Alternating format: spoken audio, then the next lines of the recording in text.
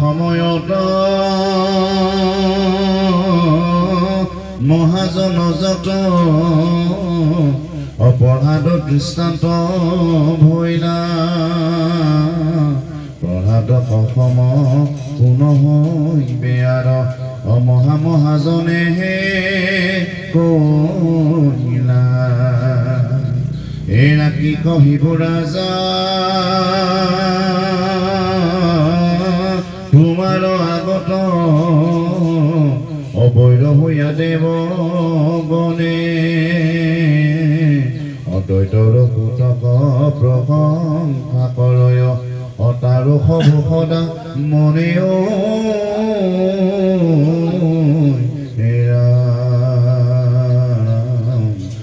হৰি ৰাম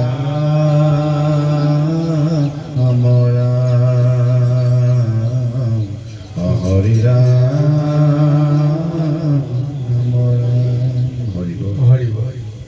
গুৰু শাস্ত্ৰ আজি প্ৰহ্লাদৰ যে এই জীৱন চৰিত্ৰটো বৰ্ণনা কৰি আছে নাৰদে বৰ্ণনা কৰি আছে কাৰ আগত ধৰ্মৰাজ যুধিষ্ঠিৰৰ আগত আৰু একেখিনি কথাই পৰৱৰ্তী পৰ্যায়ত শুকমণিয়ে পৰীক্ষিতৰ আগত কৈছে সেইটো বেলেগ কথা কিন্তু মুখ্য এই উদাহৰণটো যুধিষ্ঠিৰৰ পৰা এটা আহিছে যুধিষ্ঠিৰক কৈ আছে নাৰদে কিয় ক'ব লগা হ'ল যুধিষ্ঠিৰ ধৰ্মৰাজ যুধিষ্ঠিৰ সাগৰা পৃথিৱীৰ তেওঁ ৰজা হৈ আছিল ৰাজকীয় যজ্ঞৰ জৰিয়তে গোটেই বিশ্বতে গোটেই সংসাৰতে তেওঁৰ যশ আৰু কীৰ্তিৰে তেওঁ ধৰ্মৰাজ হিচাপে সকলোৱে তেওঁক স্বীকাৰ কৰিছিল আৰু সেইখন ধৰ্মৰাজজনে যেতিয়া মায়া চক্ৰৰ কাষত পৰি পাশা খেলত তেওঁ যেতিয়া নিমজ্জিত হৈ মুহূৰ্তৰ ভিতৰতে সৰ্বহাৰা হৈ গ'ল তেওঁ থাকিবৰ কাৰণে জাগা নাই লাষ্টত গৈ বনবাস খাটিবৰ কাৰণে গ'ল আৰু এনেকুৱা এক সাংসাৰিক লোকে দুৰ্যোগপূৰ্ণ জীৱন এটা হঠাতে তেওঁ লাভ কৰাৰ পিছত তেওঁ অন্তৰাত্মা কি হ'ব পাৰে কিমান অস্থিৰ ভাৱনালৈ তেওঁ যুধিষ্ঠিৰে এতিয়া ভাতৃ সমস্ত দ্ৰৌপদীক লগত লৈ বনত উপনীত হৈছে এতিয়া সেই যুধিষ্ঠিৰ ইফালে আকৌ ধৰ্মপুত্ৰ এইফালে তেওঁৰ জৰিয়তে ধৰ্ম ৰক্ষা হ'ব লাগিব গতিকে সেই ধৰ্মপুত্ৰ যদি এনেকুৱা অচল অৱস্থা হয় অন্তৰ যদি অস্থিৰ হয় তেওঁৰ দিক বিদিক যদি হেৰুৱাই পেলায় তেতিয়াহ'লে ধৰ্ম প্ৰতিষ্ঠা কোনে কৰিব গতিকে সেই কাৰণে স্বয়ং ব্ৰহ্মা আহিছে বিষ্ণু আহিছে আৰু শিৱ আহিছে ঋষিমুনি সমস্ত আহিছে নাৰদ আহিছে যোনে যেনেকে পাৰে যুধিষ্ঠিৰৰ এই অস্থিৰ মনটোক স্থিৰ কৰিবৰ কাৰণে প্ৰযত্ন কৰিছে আৰু সেই কাহিনীৰে আলমত নাৰদে ভক্ত প্ৰহ্লাদ 5 বছৰীয়া ভক্ত প্ৰহ্লাদৰ জীৱন চৰিত্ৰ আজি মানে যুধিষ্ঠিৰক কৈ তাৰ পৰা শিক্ষা ল'বৰ কাৰণে তাৰ পৰা জ্ঞান ল'বৰ কাৰণে সংসাৰ ধৈৰ্য সহ্যৰে কেনেকৈ ঈশ্বৰক ভক্তি কৰি মহা জীৱন জয় কৰিব পৰা যায় সেই ব্যৱস্থাৰে জ্ঞান আজি দিবৰ কাৰণে নাৰদ আহি যুধিষ্ঠিৰৰ আগত উপস্থিত হৈ এই 5 বছৰীয়া প্ৰহ্লাদৰ জীৱন গাথা তেওঁৰ আগত কৈ আছে আহক আমি পৰৱৰ্তী প্ৰশ্নলৈ প্ৰভু এটা কথা প্ৰভু আপুনি গ'লে ধৰ্ম যুঁজি নহয় জানো সাৰণে পাওঁ দুটম পানৰ ষ্টেচন অটল ধৰ্ম চতুৰ্বেদা যোৱা গেলা মচা কৰা অবৈধ সম্পৰ্ক কৰা জীৱন শিক্ষা কৰা অধৰ্ম বুলি কয় নহয় জানো গতিকে এই পাশা খেলা মহাৰাজ যুঁজিষ্ঠিৰ অধৰ্ম বুলি জানি কিয় খেলিলে কিবা আছে নেকি অৱশ্যে কৃপা কৰি কওক কৃষ্ণ অকল যুধিষ্ঠিৰ বুলি নহয় গুৰুসকল যিহেতু আমি ৰাজকীয়ভাৱে বিষয়ত মত থকা সকলৰ মনত আমি যিমান জ্ঞান আহৰণ নকৰোঁ কিয় আমাৰ মাজত এটা অহংকাৰ সদায় থাকে যে মই যে ৰজা মই যে শ্ৰেষ্ঠ যে মই অমুক কৰিব পাৰিম এই অহংকাৰটো যি সময়লৈকে আমাৰ মনত থাকিব ভগৱন্তে সেই অহংকাৰটো বিনাশ কৰিবৰ কাৰণে প্ৰযত্ন কৰে আৰু এটা কথা এতিয়া জন্মৰ পৰাই যুধিষ্ঠিৰকে আদি কৰি পঞ্চ পাণ্ডৱৰ কি আছে কওকচোন জন্মততো তেওঁলোকৰ একোৱেই নাই তেওঁলোকৰ জন্ম হৈছিল ক'ত জন্ম হৈছিল সন্ন্যাসত্ব অৱস্থাত পাণ্ডুৱে কুন্তি আৰু মাতৃক লৈ যেতিয়া ধ্যানত আছিল, তপত আছিল, সেইখিনি সময়তে পাণ্ডুৰ পুত্ৰসকলৰ যেনেকেই নহওক, যি লীলাই নহওক, তেওঁলোকৰ জন্ম হৈছিল। গতিকে জন্মখনত চাবলৈ গ'লে ঐশ্বৰ্য বিভূতি বুলিবলৈ তেওঁলোকৰ লগত একোৱেই নাই, কিন্তু পৈতৃক সম্পত্তিৰ মানে ব্যৱস্থাৰ মাজত সোমাই তেওঁলোকৰ অংশৰ যিটো ব্যৱস্থা, সেইখিনি তেওঁলোকৰ কাৰণত যেতিয়া প্ৰয়োজন হ'ল, সেইখিনিৰ পৰাই যুদ্ধ বিগ্ৰহ আৰম্ভ হৈ গ'ল, সেইখিনিৰ পৰাই লঞ্চনা বঞ্চনা আৰম্ভ হ'ল, আৰু শেষত গৈ কৃষ্ণৰ কৃপাত ৰাজসুৰ যজ্ঞৰ জৰিয়তে যি মহা তেওঁলোকৰ লাভ হ'ল, আৰু সেই অহংকাৰত মত্ত হ'ল। আৰু এই কাৰণে অহংকাৰ মত্ত হ'লে যে আমি গুৰু গোসাঁইক পাহৰো, কৃষ্ণ লগতে আছে, কৃষ্ণৰ কৃপাতে সমস্ত হয়। গতিকে ভগৱন্তে কৈ আছে যে অদূৰ ভৱিষ্যতে ধৰ্মযুদ্ধ হ'বলৈ গৈ আছে, কিন্তু তোমালোক আজি ইমান নিশকতীয়া হৈ আছা, মোৰ কাৰণতহে তোমালোকে শক্তিমন্ত হৈ আছা। গতিকে তোমালোকক এনেকুৱা এটা শিক্ষাৰে গহি পিটি লোহা এটুকুৰা যেনেকৈ কমাৰ শালত জুইত পেলাই তাক গহি পিটি যেনেকৈ এক সুন্দৰ এটা অস্ত্ৰ তৈয়াৰ কৰে, শক্তিশালী অস্ত্ৰ তৈয়াৰ কৰে, ঠিক তেনেকৈ ভগৱন্তে আজি তেওঁলোকক আকৌ সম্পদৰ লালসাখিনিৰ পৰা বঞ্চিত কৰোৱাৰ যিটো বিষয়ৰ দুখ, বিষয়ৰ যন্ত্ৰণা, সেইখিনিৰ পৰাই তেওঁলোকৰ যি মহাশক্তি পুনৰুদ্ধাৰৰ কাৰণে ভগৱন্তে এই লীলাটো কৰিছে। সেইকাৰণে যোৱা পাশা খেলাৰ সময়ত ভগৱন্তে তেওঁলোকৰ অন্তৰত চিত চেতনাও নিদিলে, যুধিষ্ঠিৰৰ অন্তৰত এই ভাৱনাটো জগাই নিদিলে। ৰুক্মিণীক কৈছিল যে এই পাশা খেল চলি আছে, পঞ্চ পাণ্ডৱৰ দুৰ্গতি হৈছে, কিন্তু এই দুৰ্গতিৰ কাৰণত মই তেওঁলোকক কোনো কাৰণে সহায় কৰিব নোৱাৰো, কাৰণ মই সহায় কৰিবৰ কাৰণে মোক সুযোগ দিয়া নাই। ধৰ্মৰাজ যুধিষ্ঠিৰে ভাবিব লাগিছিল, যদি কৌৰৱ আৰু পাণ্ডৱৰ মাজত যদি এখন মানে ৰংগ খেলা হ'ব লাগে, ধেমালিৰ খেলা এখন হ'ব লাগে, তেতিয়াহ'লে যুধিষ্ঠিৰ আৰু মানে দুৰ্যোধনৰ মাজত এখন খেলা হোৱাৰ অসুবিধা একো নাই। কিন্তু দুৰ্যোধনে কিয় নিজে পাশা নেখেলি সকলোক খেলালে, এই কথাটো ধৰ্মৰাজ যুধিষ্ঠিৰে ভাবিব লাগিছিল। তেওঁৰ মনত অহংকাৰ আছে যে ধেমালি হলেও ময়ে জিকিম, সঁচা হলেও ময়ে জিকিম। গতিকে সেইকাৰণে সেইখিনি সময়ত তেওঁ যদি মোক বিচাৰিলে, কৌৰৱৰ হৈ যদি শকুনিয়ে পাশা খেলিব পাৰে, যুধিষ্ঠিৰে যদি মোক মনত পেলালেহেঁতেন, সেই বাসুদেৱ আহা, দুৰ্যোধনে যেতিয়া মোৰ লগত পাশা নেখেলে, তেতিয়াহ'লে শকুনিৰ লগত তুমিয়ে আমাৰ হৈ পাশা খেলোৱা। এই চিন্তাটো তেওঁ কিয় নকৰিলে? এইখন যুদ্ধ, পাশা খেলৰ এইখন যুদ্ধ যদি সঁচাকৈ শকুনি আৰু কৃষ্ণৰ মাজত হ'লহেঁতেন, কেনেকৈ এখন খেলা হ'লহেঁতেন? গতিকে মই যাব নোৱাৰো। গতিকে তেওঁলোকৰ কৰ্মফল তেওঁলোকে ভুগিব লাগিব। গতিকে আজি যি অৰ্থক লৈ তেওঁলোকে অহংকাৰ কৰিছে, সেই অৰ্থ যদি অনৰ্থ হৈ যায়, তেতিয়া তেওঁলোকৰ ক্ষতি কি? জন্মটো একো নাই, এতিয়া যি পাইছে সেইখিনিও হেৰুৱালে, তেতিয়া লোকচান কি হ'ল কওকচোন? লাভ বা হোৱা নাই বেলেগ কথা, আগতো মোৰ একো নাছিল, মাজতে এটুকুৰা মই ধন পালো, ধনখিনি আকৌ কোনোবাই কাঢ়ি লৈ গ'ল, লৈ যোৱাৰ পিছত মোৰ কি লোকচান হ'ল? মোৰটোতো একো লোকচান হোৱা নাই। তদ্ৰুপ এই অৱস্থাৰ পৰা আকৌ জীৱনটোক নতুনকৈ বুজিবৰ কাৰণে এটা পৰিৱেশ আমি ল'ব লাগিব, যে যিবিলাক অনৰ্থক এইবিলাকৰ মাজত আমি কেতিয়াও মজি থাকিব নালাগে। যুধিষ্ঠিৰ মজি আছিল, এই কাৰণে ভগৱন্তে ক'লে নহ'ব, এনেদৰে হ'লে অদূৰ ভৱিষ্যতে ধৰ্মযুদ্ধখন কেতিয়াও সাৰ্থক নহ'ব। কাৰণ ধৰ্মযুদ্ধত কোন আছে? ধৰ্মৰ প্ৰতীক হৈ অধৰ্ম বুলি আমাক নামাকৰণে কৰি আছে। অধৰ্মতেই ধৰ্ম ৰক্ষা কৰি আছে কোনে? বিদুৰে ধৰ্ম ৰক্ষা কৰি আছে কৌৰৱৰ হৈ, কৰ্ণই ধৰ্ম ৰক্ষা কৰি আছে কৌৰৱৰ হৈ, আৰু দ্ৰোণাচাৰ্যই ধৰ্ম ৰক্ষা কৰি আছে, আৰু লগতে ভীষ্মও, পিতামহ ভীষ্মও ধৰ্ম ৰক্ষা কৰি আছে। গতিকে এই সকলৰ মহা যিটো মুক্তিৰ ব্যৱস্থা এই ব্যৱস্থাটো মই কৰিবৰ কাৰণে যাওঁতে যে যুধিষ্ঠিৰক বা পঞ্চ পাণ্ডৱক তেওঁ আগকৰি লৈ আছে এই কাৰণে পঞ্চ পাণ্ডৱক মহা শক্তিধৰ কৰিবৰ কাৰণে এয়া বিষয়ৰ যন্ত্ৰণা তেওঁলোকক দি এক মহা শিক্ষা জগতৰ দিয়াবৰ কাৰণে প্ৰযত্ন কৰিছিল আমাৰ ছবি মানৱত অনুগুণগত গণজত অসব আছে সবে পঢ়াদত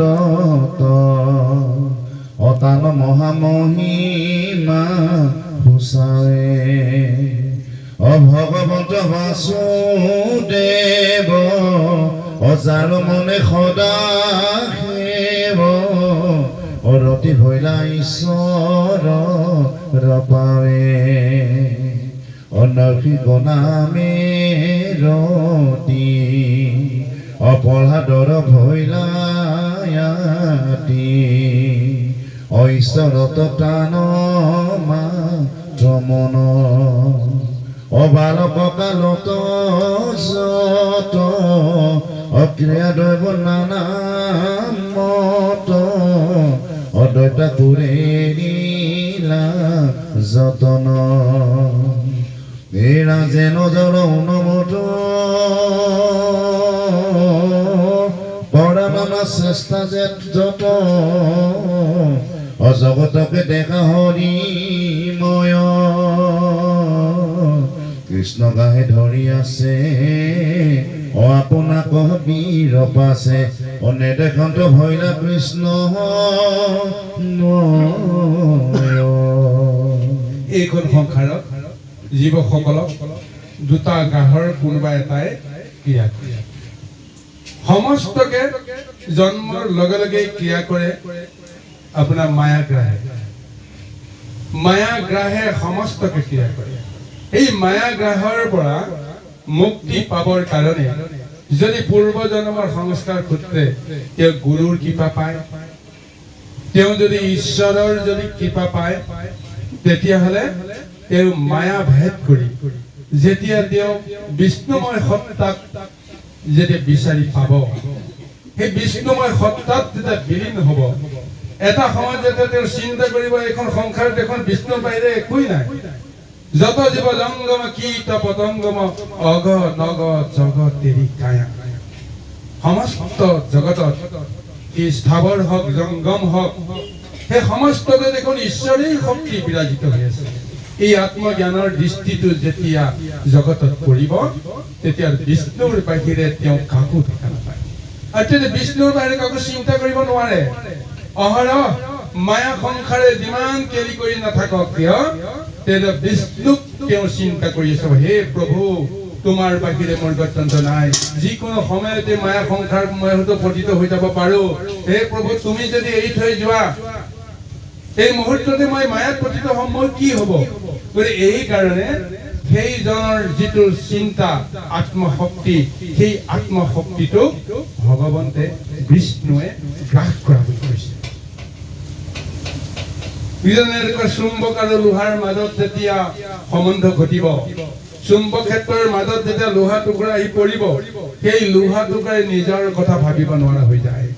সেই লোহা টুকুৰাই সদায় চুম্বকৰ আকৰ্ষণত কেন্দ্ৰীভূত হ'বৰ কাৰণে তেওঁ ধাৱমান হৈ থাকিবৰ কাৰণে বাধ্য হয় তদ্ৰুপ যেতিয়া গ্ৰাহে আমাক ধৰিব তেতিয়া আনৰ লগত আমাৰ সম্বন্ধ নাথাকে সেইজনৰ লগতে সম্বন্ধ থাকিব যিজনে আমাক গ্ৰাস কৰি আছে আজি প্ৰহ্লাদক বিষ্ণু গ্ৰাহে গ্ৰাস কৰি আছে কেতিয়া গ্ৰাস কৰিলে জন্মৰ মাতৃ গৰ্ভতেই তেওঁ বিষ্ণু গ্ৰাহে পালে কোন সময়ত নাৰদে যেতিয়া মাতৃ কায়াধুক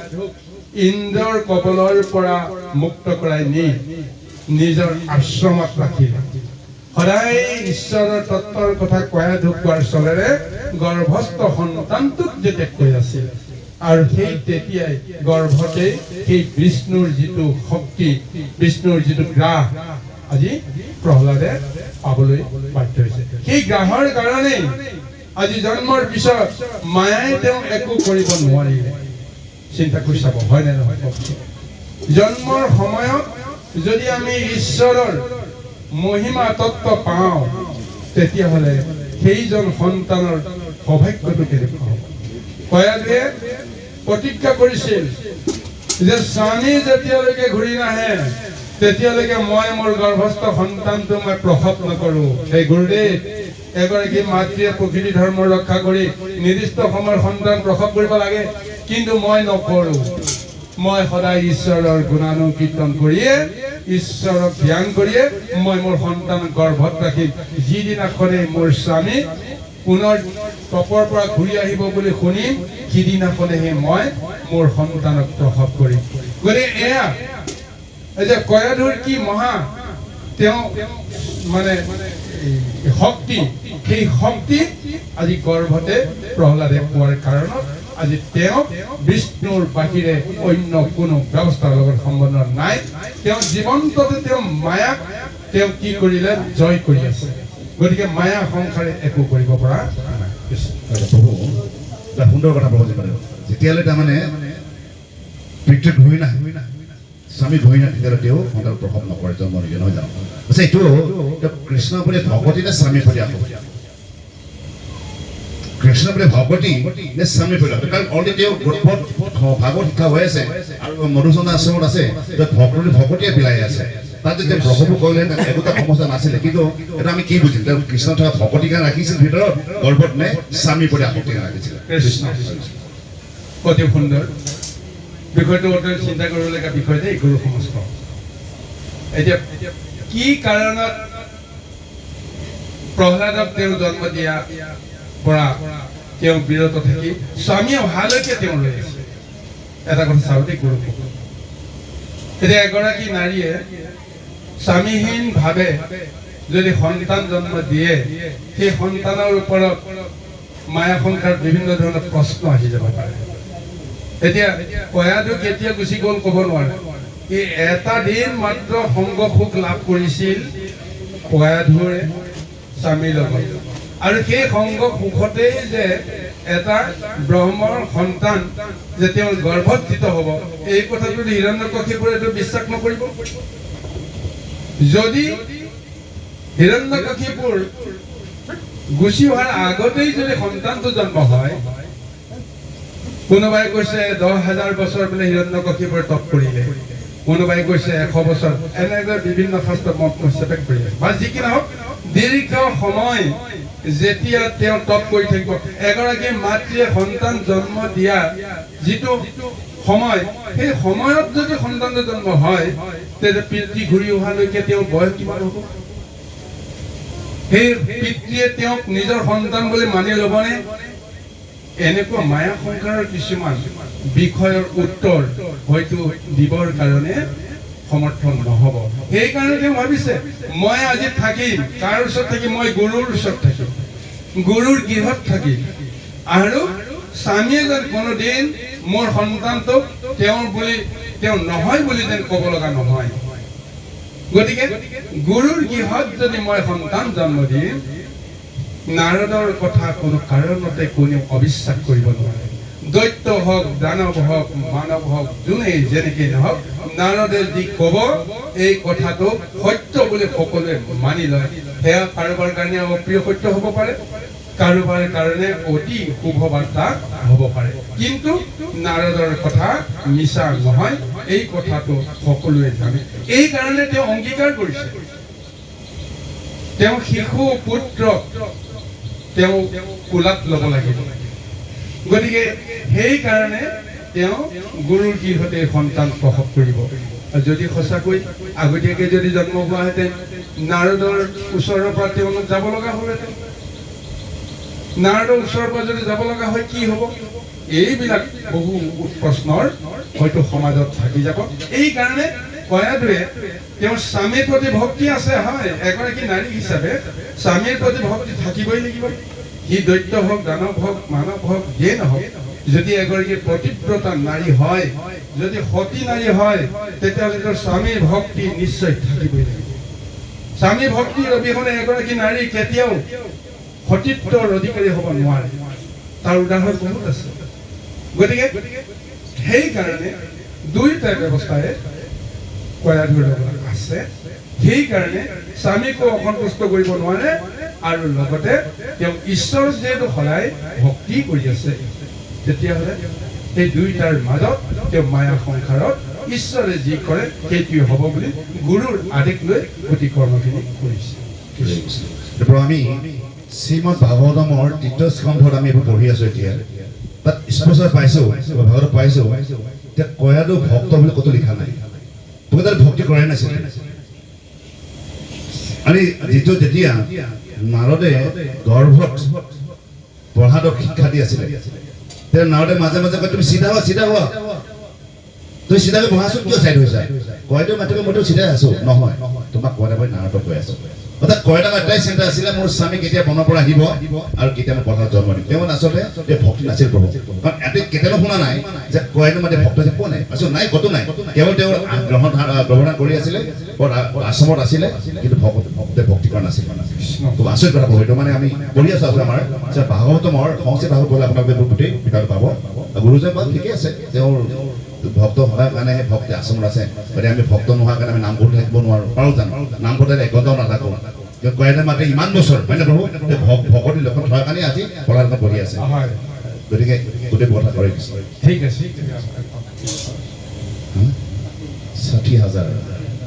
60,000 ধেমালি নহয় ন প্ৰভু কৰি দিছে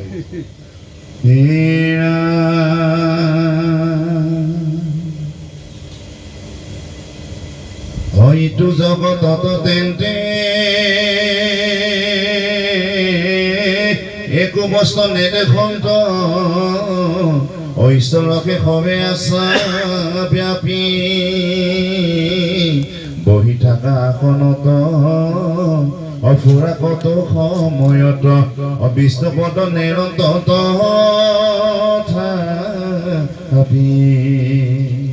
অভোজন সময় বেলা অজলপান বাক্য বোলা এটা কত চেতনা কয় অগোবিন্দক হৃদয়ত মনে সবে কৰি অনিশেষ কাৰ্যত তয় এৰা প্ৰেম ভৰে হাতী হয় কোনো বেলা কান্দে তয় অধাৰে নিৰ নেত্ৰৰ বহয় বৈকুণ্ঠ চিন্তাই আদি শোভিত হয় মন অচেতন নাথাকে তান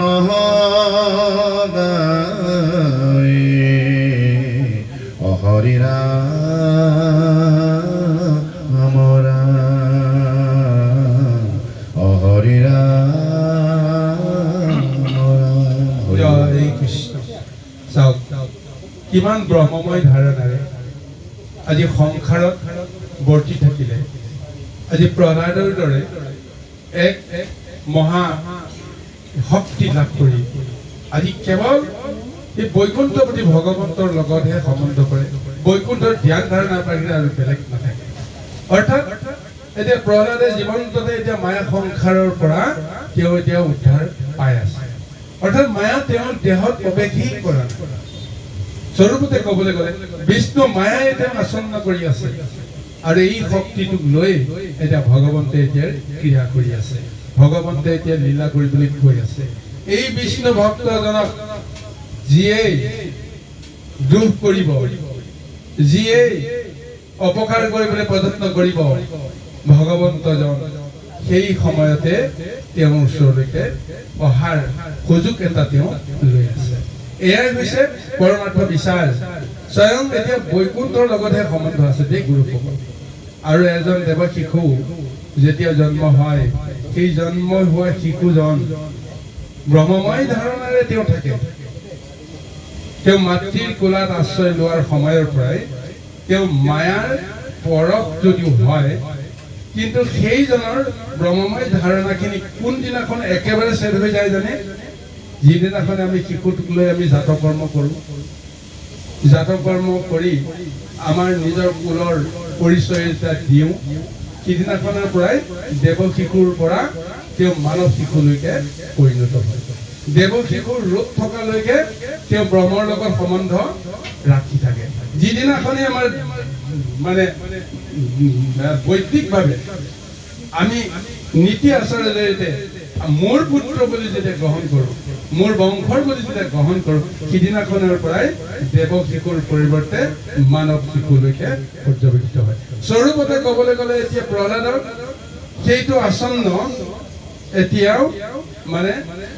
চলি আছে তেওঁ এতিয়া দৈত্য শিশু ৰূপে যদিও কোনোবাই তেওঁক গণ্য কৰিছে স্বীকাৰ কৰিছে কিন্তু তেওঁ জন্মচক্ৰৰ যিটো ব্যৱস্থা কাৰণ গুৰু কিহত জন্ম ঈশ্বৰৰ নামত জন্ম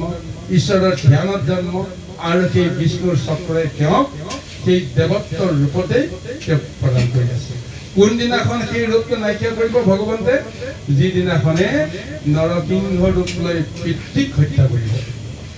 পিতৃক হত্যা কৰি যিদিনাখনে তেওঁ আশ্বাসিত কৰিব যে তোমাৰ 14 তোমাৰ কোটি 21 পুৰক উদ্ধাৰ হৈ গ'ল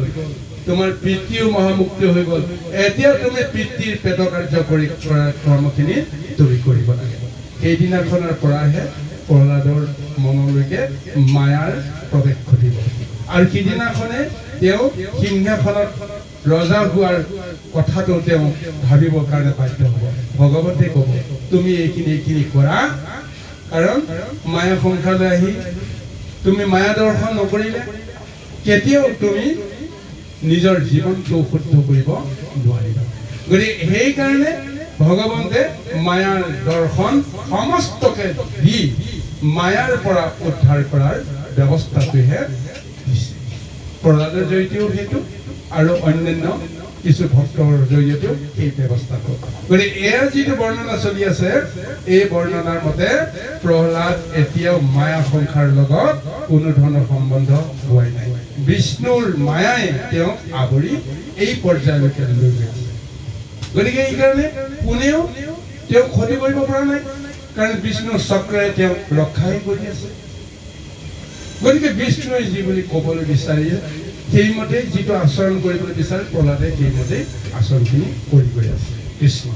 কৃষ্ণ হৰে কৃষ্ণ প্ৰভু আপুনি সুন্দৰভাৱে ক'লে যে প্ৰহ্লাদক যেতিয়াই বৈৰীভাৱে চিন্তিত হওঁ তেতিয়া তেওঁক ঈশ্বৰে একেবাৰে উত্তমভাৱে সহায় কৰে বুলি আপুনি কৈছে এই আমাক নকৰে নেকি প্ৰভু আমাক কৰে নে নকৰে কওক আৰু ভগৱানৰ কিমান শক্তি আছে অকণমান ক'ব নেকি কিবা আছে নেকি কিমান শক্তি আছে কিমান প্ৰকাৰৰ গতিকে এইটো আমাক নকৰে নেকি প্ৰহ্লাদকে কৰে নেকি প্ৰভু হৰে কৃষ্ণ স্বয়ং প্ৰভু ভগৱন্তজন যেতিয়া এটা দেহত পঞ্চৱতী দেহত যেতিয়া প্ৰৱেশ কৰি থাকিব তেতিয়ালৈকে তেওঁৰ সমস্ত জীৱকে দয়াই কৰি আছে দয়া কৰিবই কিন্তু যিটো দয়া আজি প্ৰহ্লাদে ভাবি আছে যে মোক ঈশ্বৰে মোক দয়া কৰি আছে সেই দয়াটোৰ লগত আমি যিটো দয়া ঈশ্বৰৰ পৰা পাইছোঁ সেই দয়াটোৰ তত্ত্বটো মূলটো আমি বুজি নাপাওঁ আমি নাভাবোঁ যে ঈশ্বৰে আমাক সহায় কৰি আছে আমি নিজৰ মতে আমি চলি আছোঁ আমি অহংকাৰত মত্ত হৈ আছোঁ কিন্তু ভগৱন্তে কৈছে যে সমস্ত প্ৰাণীতে যেতিয়া মই আত্মাৰূপে স্থিত হৈ আছোঁ তেতিয়াহ'লে মই থকালৈকে জীৱটো ৰক্ষা পৰি আছে মই যিদিনাখনে আঁতৰিম সিদিনাখনেই জীৱটো এই সংসাৰ পৰা যাব পঞ্চৱতী দেহটো লৈ হৈ যাব নিশেষ হৈ যাব গতিকে এতিয়া প্ৰভুজনে কোৱাৰ ধৰণে অকল প্ৰহ্লাদকেই যে সহায় কৰি আছে ভগৱন্তে কৃপা কৰি আছে ৰক্ষা কৰিছে এনেকে নহয় আমাক সমস্তকে ৰক্ষা কৰি আছে কিন্তু আত্মজ্ঞানেৰে প্ৰহ্লাদে বুজি পাইছে যে মোক কোনে ৰক্ষা কৰি আছে ঈশ্বৰে ৰক্ষা কৰি আছে কিন্তু আমি যে সেই আত্মজ্ঞানটো ল'ব পৰা নাই যে মোক ঈশ্বৰে ৰক্ষা কৰি আছে ঈশ্বৰক মই চিনিয়ে পোৱা নাই ঈশ্বৰ ক'ত আছে মই নাজানোৱেই অতি বেছি ঈশ্বৰক বিচাৰি আমি এতিয়া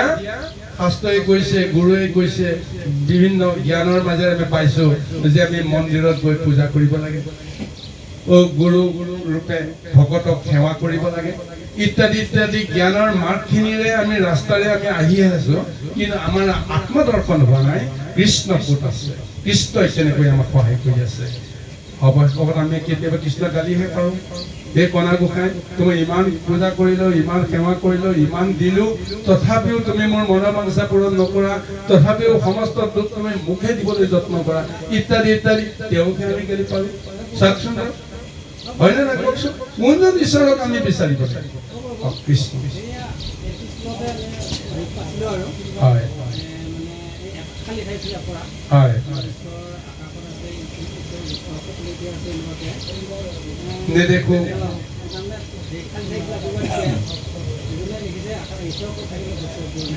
কৃষ্ণ। এই ৰাসত যি ধুনীয়াকৈ ভগৱানটো হৈছে কাৰ লগা সেইটো দেখা পালানে সেই বস্তুটো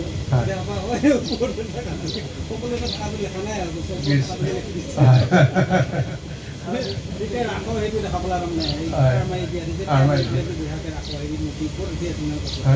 সেইটো দেখা পালা কাৰণে মানে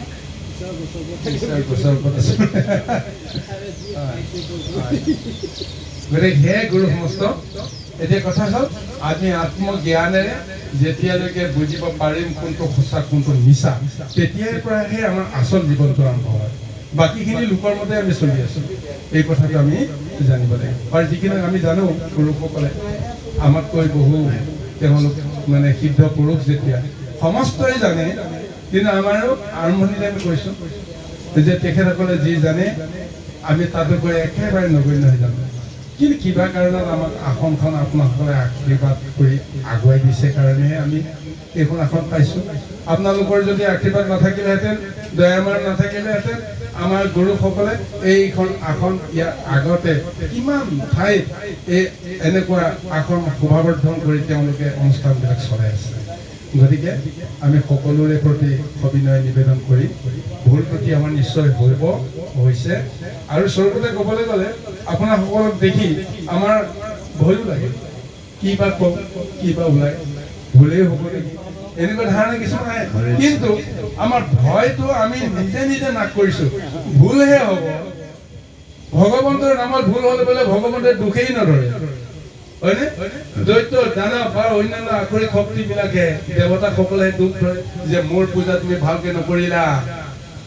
এপাহ ফুল কিয় কমিল, এইবিলাকৰ কাৰণে চিত্ৰ বিচাৰি কৃপাৰ সলনি তেওঁলোকক কি দিব? মহা আৰু দুখ দিব, হয়নে? কিন্তু ভগৱন্তৰ পূজাত ভগৱন্তৰ নামত যদি কোনোবাই থনকে মাত এষাৰ যদি দিবৰ কাৰণে যত্ন কৰে, তাতো প্ৰভু ভগৱন্তে বোলে বৰ আনন্দ পায়। এইকাৰণে এবাৰ বোলে এই শিৱ আৰু পাৰ্বতীয়ে বিমান বিহাৰ কৰি থাকোঁতে গৈ হঠাৎ ৰৈ গৈছে। হঠাৎ ৰৈ যাওঁতে পাৰ্বতীয়ে সুধিলে যে কিয় ৰৈ গ'লে? কৈছে সেইজন চোৱাচোন, যে তেওঁ সেই দুষ্ট গৰুটো তেওঁ খেদি খেদি পোৱালিটো খেদি খেদি বলাই পৰা নাই, তেওঁতো এই ৰ ৰ ৰ ৰ কৰি আছে এনেকে বুলি। তাৰপিছত এতিয়া শিৱ ৰৈ আছে, ৰবা ৰবা আৰু কিবা এটা তেওঁ কয় নেকি এই কথাটো।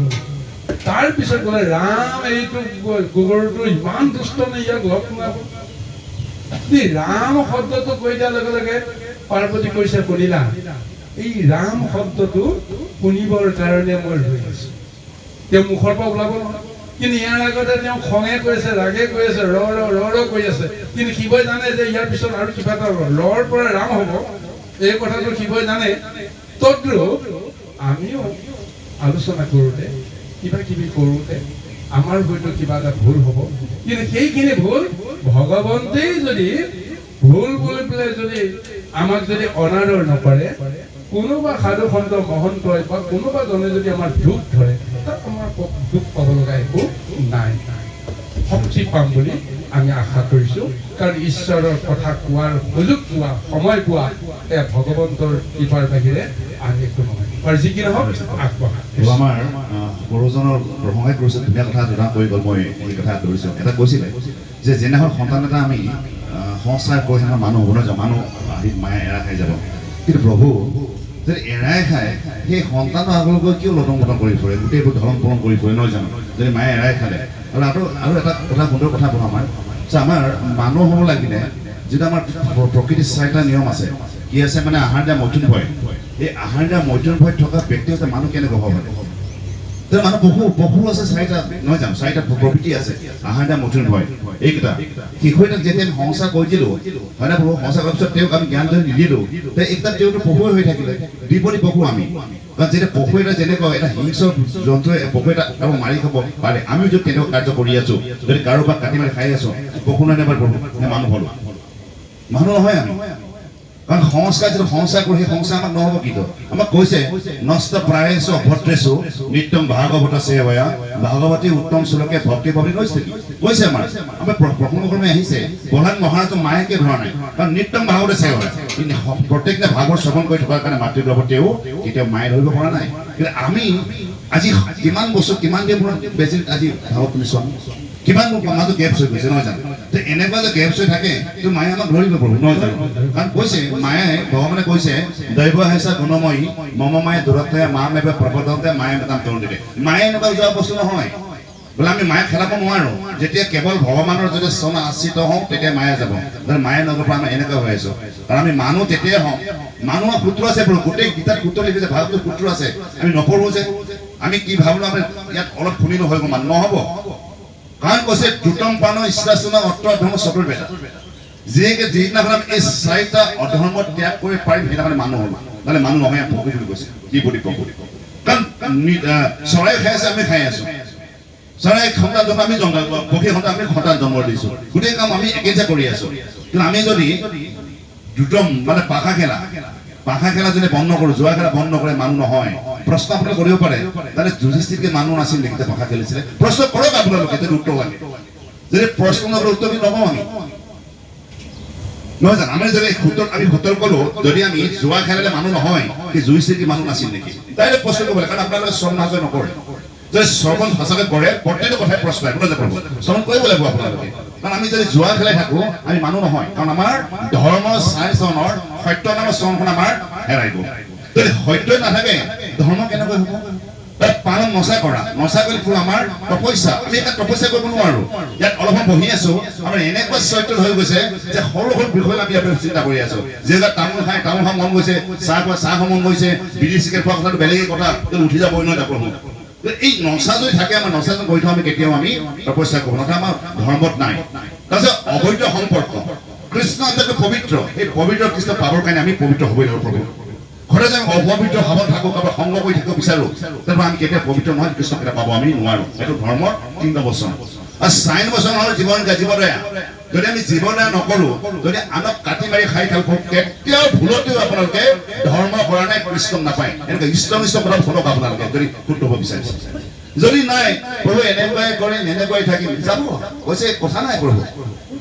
আমাৰ দুটা স্থান আছে বৈকুণ্ঠ আছে স্বৰ্গ আছে নৰক আছে লৈ যাব প্ৰভু চিলেকশ্যন হ'ব যদি বেছিকৈ পুণ্য কৰি আছে স্বৰ্গলৈ যাব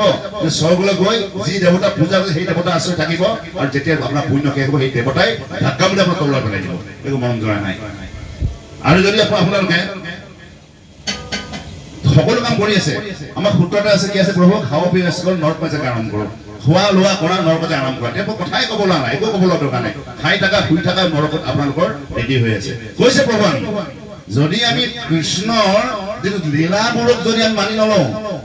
কৃষ্ণক যে নিৰাকাৰ ভাবি লওঁ সাকাৰ ৰূপে ভাৱনা কৰিছে নিৰাকাৰ ভাবিছোঁ প্ৰভু আমাৰ নৰকত যোৱাৰ টিকেটখন আমাৰ অলৰেডি বুকিং হৈ গ'ল আচলতে আমাৰ চেহেৰাবোৰ দেখাত তেনেকুৱাই লাগে যে নৰকত যোৱাৰ টিকেটখন বুকিং হৈ গ'ল ভুলক্ৰমে আজি ভাগৱতত বহি আছো তলত ৰোপণ কৰিব কিয় আপুনি ভাগৱত শুনিছে মানে আপোনালোকৰ যিমান কুলসতা কৈছে নষ্ট প্ৰায়েষু অভদ্ৰেষু নিত্যম ভাগৱত সেৱয়া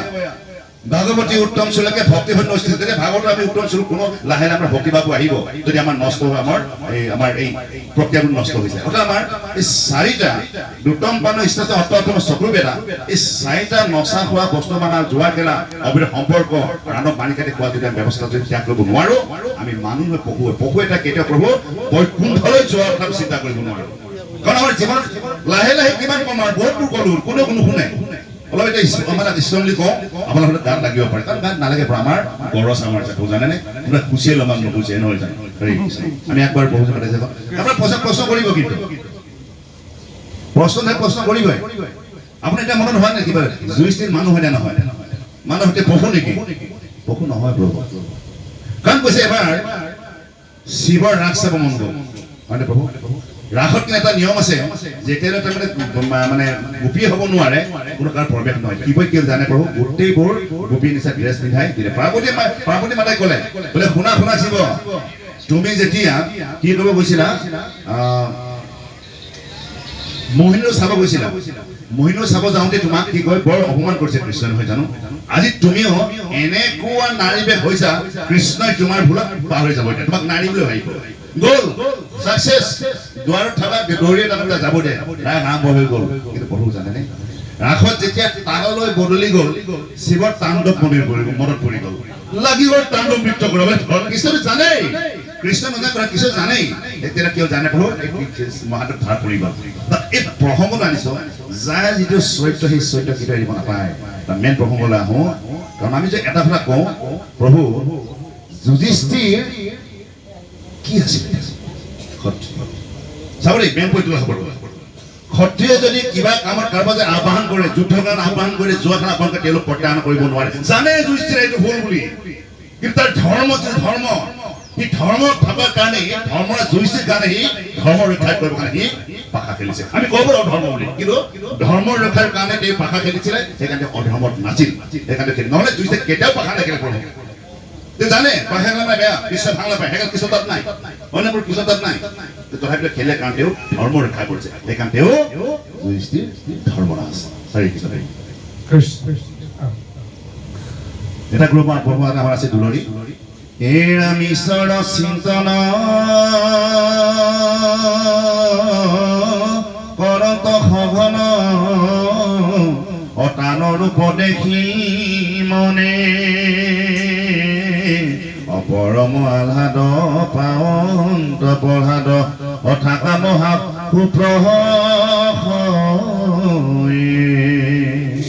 অকটো সময়ত অপৰাধে কৃষ্ণক ডাকাতিও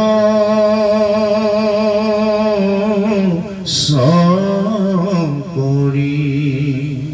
অহে নৰহৰি কৰি নিস্তাৰ অবিষয়ত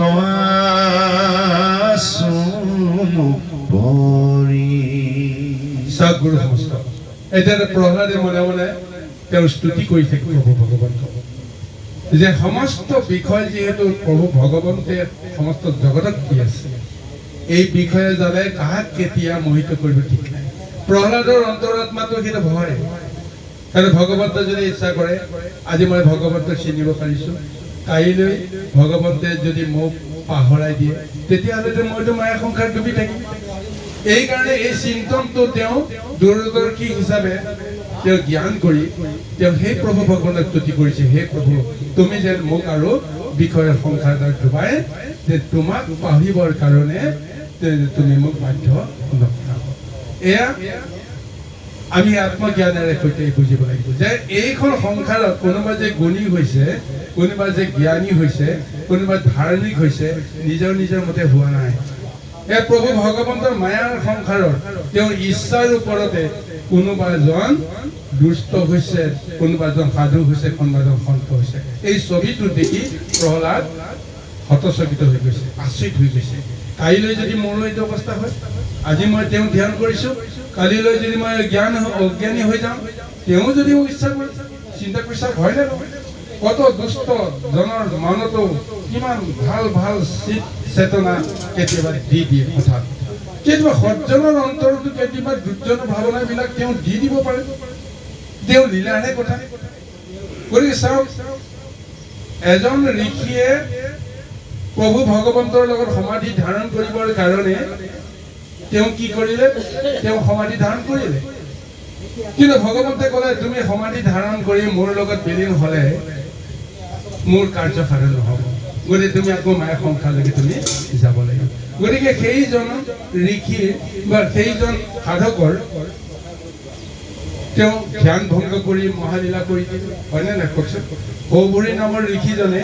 যিমানবাৰ তেওঁ ধ্যান কৰে প্ৰত্যেকবাৰে তেওঁ ধ্যান ভংগ হয় আৰু তেওঁৰ ধ্যান ভংগ হোৱাৰ লগে লগে ভগৱন্তে আৰু এটা মহালীলা আৰম্ভ কৰি দিয়ে তেওঁৰ যোগেদি অৰ্থাৎ ভগৱন্তে ইচ্ছা কৰিছে যে কাৰ জৰিয়তে তেওঁ কি লীলা কৰিব কাৰ জৰিয়তে তেওঁ কি কৰ্ম কৰিব সেইখিনি তেওঁৰ ওপৰত নিৰ্ভৰ কৰিছে গতিকে আজি প্ৰহ্লাদে সেই আত্মজ্ঞানেৰে বুজিছে আজি মই তোমাৰ কৃপাত তোমাক চিনিছো জগতক চিনিছো কাইলৈ যদি তুমি মোক যদি এইখন জগতৰ পৰা আকৌ দৈত্য জগতলৈকে পঠিয়াই দিয়া তেওঁৰ ডাঙৰ সন্দেহ সেইটোৱেই যে মোৰ পৰিচয় কি মই দৈত্যপতি হিৰণ্যকশিপুৰৰ মই সন্তান মই দৈত্য ৰাজ হ'ব লাগিব দৈত্যপতি হ'ব লাগিব দৈত্য ভাৱনাবিলাক মোৰ আহিব লাগিব কিন্তু মোৰতো নাই সেইবিলাক ভাৱনা কিন্তু তুমি মোৰ পৰা আঁতৰাই দিছা কাইলৈ যদি তুমি মোক দিয়া তেতিয়া আজি তোমাক মই সেৱা কৰা পূজা কৰাৰ ফলটো কি হ'ব চবটো শেষ হৈ ইমান দিনে কৰা যিখিনি মহাপুণ্য কৰ্ম এটা মাথো ভুলৰ কাৰণে সমস্তবিলাক বন্ধ হৈ যাব এইটো ভয় আজি প্ৰহ্লাদৰ আছে কাৰণে সেই স্বয়ং প্ৰভু ভগৱন্তক এনেদৰে কৃতি কৰিছে তোমাৰ মায়া সংসাৰৰ পৰা মোক মুক্ত কৰাই কৃষ্ণ কদাচিত হাঁহি